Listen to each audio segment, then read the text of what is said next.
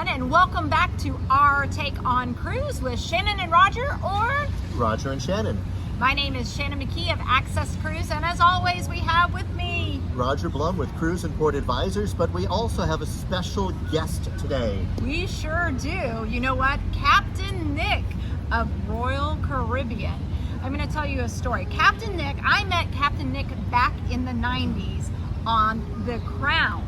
It was the Royal Crown back then, Captain Nik, Yes. and you were the staff captain on Yes, board. yes. And I came on board and I was this crazy assistant cruise director that kept making you come check my cabin because I kept hearing something in the ceiling. But the best part is that Captain Nik lives here in Coconut Grove, and we're at his favorite Greek restaurant that I always find him at while I'm walking through the Grove, and he agreed to come and have a conversation with us today. So we're at Calista Cafe, Yes. right? You have to come in and say hello to Thomas, the owner. It's like family to you. Of course. Yes, so you can tell him that you know Captain Nik, and he will make sure that everything is set up perfectly for you. Fantastic. Nice to see you again. Nice to see you, Captain Nik. We know each other so many years. We have known each other We many, grew up many together. years. We did grow up I together. thought you were going to say the best thing about Captain Nik is when he was your staff captain, you didn't get fired. No. No, She no, was it- a very good employee, I must say. I was, Oh. you know what? It was a She funny was- time. It was only like 2 weeks. Yes. That we were on. It was a trip to Hawaii. It was a crazy trip to Hawaii. Yes, we had yes, like yes. 30-foot swells for 5 days. I remember It was that. a crazy trip. But anyway, yes, it was all good. But we've had many years knowing each other Yes, now. yes, And yes. you went away to China for like 6 years. I was 6 years in China, but from 2016 to 2022. We 6 missed years. you. Oh, I miss you too. Well, when I first met you, we were dealing with a port in the Caribbean. Yes. And Captain Nik in those days was the port captain. But what I really learned to respect and like about Captain Nik is he was very specific on what the needs of the vessel were, but it wasn't just explaining the needs, it was explaining the reason for it. So I would imagine when you went out to China and the Asian ports and you developed cruising, you're the pioneer of cruising in Asia, that you really helped these ports understand what the needs of your ships were. Yes, exactly. And that was the reason actually I went there in China, because we wanted to develop ports. So it was interesting to deal with the Chinese, mainly with Japanese. My nickname in Japan is Captain Bolado because I was going there and I constantly complained for the bollards that it was too small for the ships. But anyways, at the end they've done fantastic job there, and we developed so many ports for the large cruise ships. So I'm so proud of what we have achieved. And you lived in the Magic City. I lived in Shanghai for 6 years. Myself and my wife, we had a great time there. We have the best memories ever. Shanghai's a great city. Fantastic. Really city. a great city. Yes. It's a big city for 26 plus million of people goodness. living there, but it's so safe. You can find any kind of restaurant you want. It's a pleasure to live in Shanghai. So Very you nice. really understand this market, and I remember not that many years ago, the forecast was that the Chinese cruise market would be the largest in the world. Now, of course, there's been some bumps. There was the pandemic. There was other things. Do you still see this potential in that market? I believe so. I believe that the Chinese market will come back. As you probably know, next year we're going to have the Spectrum offices again back in Shanghai. We're very excited on that.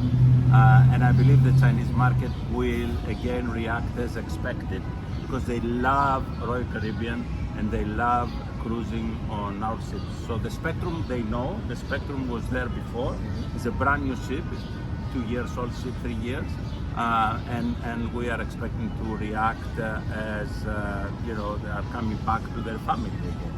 So I predict that the Chinese market will be booming again, and the forecast will be extremely good. That's great. Just before, we're not just at the cafe to film, we actually had a chance to enjoy the cafe. Yes. And we were talking, and I've done a couple cruises in China, and from what I can tell, the Chinese people love cruising. They love the organization, they love the activities, they really love participating, getting up and doing line dancing. They're not the type of people to sit back and watch. They really love this. It's perfect for them. Talking for the line dancing, you know, in the streets they dance in the evenings. Yes. The families, the kids, the couples, they go out and for us it was like a big surprise. So they do the same on board. They have different ways to enjoy themselves than us, let's say, than North Americans. But they love cruising and they love going to Korea or Japan, the destinations that we regularly call sailing out of Chinese ports. So the future for Chinese cruising, you think, will be back, and the future is bright. I'm very positive on that. I'm very optimistic, and we will wait. In a couple of months, we will see the reaction of them. Do you think it'll ever surpass the U.S. market, the Chinese market? Do you think never it'll know. ever get Well, that big? You say, and no matter what question I ever ask you, Captain Nik says, you never know. You never know. You never know. But population-wise, you know, we are talking for billion plus, 1.4 billion.